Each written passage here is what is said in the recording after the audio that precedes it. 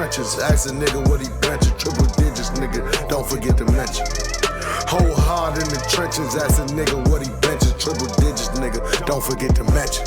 Don't forget I got memories, dead stain the whole room if I let him bleed. Shit was dark, I let this little light again, as we were going before I was rudely interrupted by whatever beings there are out here with my connection. Dre, the overall thoughts on the offense post New England game. Where are you at in terms of what stood out to you, positive or negative? And we can go from there. You know, the offense actually was more impressed with them than I was the defense, you know, even if they didn't score until later in the second quarter. But I thought that Ryan Fitzpatrick looked really comfortable out there, and he just made that throw to Logan Thomas was just really impressive to me. I mean, you know, the ball, the time, the adjustment to make the catch that Logan made on that ball just showed that, you know, they can, not just Logan, but the rest of the receiving core, that those guys can be really in sync with Ryan. I mean, and for me, I didn't really see Ryan make any bad decisions on the field. It's like his little bit of time out there, and they moved the ball. Like they moved the ball each time he was in the game, and I felt like they probably would have scored probably a touchdown in one of those drives, but I thought Ron just wanted. I don't know why they didn't go for it in that 1-4 for 1. I thought they should have just went for it and tried to score, but they were being conservative. I believe he'll be much more aggressive in game or something like that. I thought Antonio Gibson moved pretty well. I mean, you know, we all watching his toe to see if he's moving well. I think he moved pretty well, and of course, Jared Patterson, he was the star of the show. I believe he's making himself a lot to be on the roster this year, and yeah, just overall, like I said, Terry looks good, and even Heineke didn't look bad. I mean, you know, he's not better than Fitzpatrick, but yeah. You know, I thought he made some good plays. I mean, he made a couple of stupid decisions as well, but he can move the ball. But Ryan Fitzpatrick, I was pleased with the progress of the offense while he was in the game. Absolutely, Mark, where you at with the big dog? So I'm gonna take us to the other side of the offensive line because I love watching offensive line play. Sam Cosmi, what can you say? He was a man-child after those first few snap jitters came out. Dude was pancaking people. He was coming off tandem blocks, getting to the second level. He was reaching people on the outside zone. He was opening up holes. I mean, this kid was impressive. I know that PFF had a rating on him, and I don't always agree with PFF's ratings on the offensive line. I think it's a little bit overly subjective really in the hard way to that they rate. Yeah. It's super hard to grade that in defensive backs and secondary, but they graded Cosmi. I think it was 85 or 87 overall in that game. He was our highest rated offensive lineman. And watching the game, I went back and watched it 3 times afterwards on replay. Dude, he was amazing. I was so impressed with how he handled right tackle. The other guy who I thought stood out on the offensive line was Sadiq Charles. I thought Charles came in and played the best left tackle of anyone that we saw in that game. I think he came in, if I'm not mistaken, it was early third quarter that he came in and started getting his run. But you can tell his feet were fluid. His hands were heavy. I've been saying this from day one. That kid has very heavy hands, and he's a good foot mover. My only problem with him is, did he have that quickness and that initial burst to be able to handle those speed edge rushers coming off? And I thought he performed really well. I thought Sadiq looked very, very good at left tackle. I thought Leno Jr. struggled. We saw him struggle early in that game, and he didn't play that much. I know he's been out and dealing with some issues off the field, but didn't think he looked that good. But Charles, to me, was the best left tackle we saw on our team in that game. And then you go into some of the depth on that offensive line.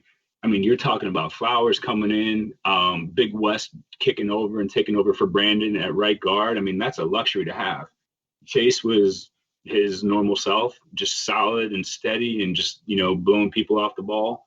Didn't think Larson looked too good at center, and Ishmael had some problems when he came in. He got steamrolled 3 or 4 times. So we do have a little bit of an issue at center. I know Schweitzer played there as well too. So maybe if we do have anything that Chase needs a breather or anything, maybe Big West steps in there at center as well. But the depth, for me, was probably one of the most impressive things I saw on the entire offensive side of the ball, on the offensive line. You know, I really respect what you just gave, man, because if there's one thing that we don't give enough credit to on this show, or that people don't give enough credit to in general, because it's not like a big story in their world, it's the offensive line. And I'll acknowledge that. I don't give enough credit to the offensive line. And that's something that you brought out. Cosmi, I did agree with. But I just didn't want to, repeat what everybody was saying. But you are 100% right. And the thing I will ask you next in terms of blocking is inline blocking, man. The tight end position is kind of crazy. I don't think there's anybody on that outside of the person I'm about to mention. I don't think there's anybody on that position group or in that position group that really wants to fucking block. And there was one person that stood out that didn't hesitate, got his hands dirty, and didn't care if he bobbled catches or not. He said, if I'm a bobble and struggle in the receiving game, I'm going to show up in the run game. And that was Sam Reyes, man, the rookie, the dude who never played football a day in his life. He got out there and got dirty from the get-go, and it was on ever since he was on the field, man. What did you think about the boy Sam Reyes? And how did you think, even if he struggled in the passing game as a pass catcher, how do you think he fared just boosting his stock as an overall tight end and being able to block? So I didn't appreciate the game that Reyes had until I went back and watched the game two times afterwards. And when I really dug in and watched what he was doing in the run game, it was so impressive to watch a young kid who has never played football do what he did. I don't care about the bobble balls. I mean, he's out there working the jugs machine. After practice, he's getting extra reps to work on his initial foot, hand placement, that type of stuff. So the catches are going to come. I mean, the dude was a basketball player. He knows how. He's got hands. I mean, he was a good rebounder. He was, he has hands. That's going to come. But yeah, in my blocking was very, very impressive. Him and Bates, they looked the part. I can tell you one guy that didn't look the part was Hemingway. That was almost embarrassing what happened there. It was crazy. So, multiple times too. Multiple. Yeah, and listen, I don't want to dwell on the negative here. I want to dwell on the positive. But Reyes and Bates, being it was their first game, I mean, they look better than the veterans out there on both sides, on both teams. I'm going to say that on both teams. Bates down by the goal line one time, he did a really nice job. I think it was on Barber's touchdown, or maybe it was the play before where Patterson got down at the half-yard line, but he came off of a block and just planted someone back in the end zone. It was impressive. So both those guys did a nice job. So I'm gonna ask you. Go ahead, Dre. You got it. No, I was just gonna say, just to follow up on the tight ends, that that was really encouraging to see Bates and Reyes do what they did, because we were kind of questioning who's behind Logan, even though I heard great things about John Bates out of BYU coming out, but Sammy Reyes is the one we all thought was the project. Like, no one, expected him to probably even make the roster, just be a nice little, story. But he looked like tight end number 3, or he looks like he has the potential to be tight end number 3 right now in this roster. And I think John Bates is going to probably lock up the tight end number 2 position. And that's what I was going to. We the best asked earlier, who is the third tight end? Reyes, RSJ, who is Ricky Seals-Jones, or Hemingway? And I'll go first because I love layup questions. Hemingway is immediately out of the equation. We know that. There's no way he ends up being the third guy. But when it comes to Sam Reyes or Ricky Seals-Jones, man, I think the beauty of this position is that even though Reyes had a really impressive outing, at least in one aspect of the football game, Ricky Seals-Jones he didn't have a bad outing at all. Like, there was nothing that hurt his stock in that first preseason game. And I think one of the things that we have to really understand is the opportunities that they get, right? Ricky Seals-Jones really didn't have the best opportunities presented to him, at least in the passing game. I can't really tell you what he looked like in the run game. That wasn't highlighted like it was with Sam Reyes. But Ricky Seals-Jones had opportunities in the pass game, and things just didn't work out on his end. I don't even remember if he had a catch or not, but I do remember he had one. It was one pass that was to him, and I think was this the one? No, that was Hemingway, I believe, who was thrown into like triple coverage or something like that with Heineke. But yeah, he really didn't have that many opportunities. Hemingway had his thrown hands, but I think Seals-Jones had one catch. It was a short one. I think it was like a little shallow crosser. All right, yeah. So like I said, he didn't really have any bad he didn't even really have a bad outing. It was just opportunities where you see stuff like that. So I'll pass the question to you all. Who do you think has the third tight end spot right now? Sam Reyes. We're gonna eliminate Hemingway, or Ricky Seals-Jones. Where are y'all at right now?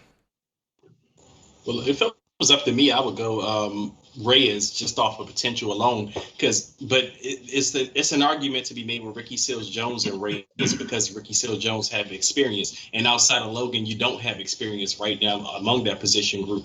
But I would just say keep Reyes, and if it looks like a situation where you do need something behind Logan because the other guys just aren't there yet, then I would just go dip in the free agent pool. I mean, there's still a couple of tight ends out there that has experience that you could bring in at some point if you need to. So I would go Reyes if I had the option. Yeah, I mean, I agree with both of you guys. Reyes is my guy, 100%. Wasn't sold coming into the game. I thought he was going to need some seasoning, but he really, I mean, the physicality was what sold it for me. Here's the way I look at it. I don't think Reyes clears waivers. So I look at waivers and who can revert to the practice squad. So Seals-Jones is kind of like a journeyman guy. I mean, I don't think there's going to be a lot of teams out there snapping him up off waivers. I don't even think he has to go through waivers because he's a vet. He's a veteran. But he could still revert to the practice squad under the new rule too and still make his $2,000 a week if he got put in our practice squad. I just don't think Reyes would ever make it to our practice squad. Someone's going to see that potential there, and they would pick him up before he was able to revert. So that's the way I look at the process. Absolutely. What's going on, Boog? Dre Boog, man, checking in, man. Appreciate you. So we got a couple things going on. Cole mentioned, I don't think you can learn to catch. You're either born with that or not. But if Reyes can block, that works. I respect that for sure. Whole hard in the trenches, ask a nigga what he benching, triple digits, nigga, don't forget to mention. Whole hard in the trenches, ask a nigga.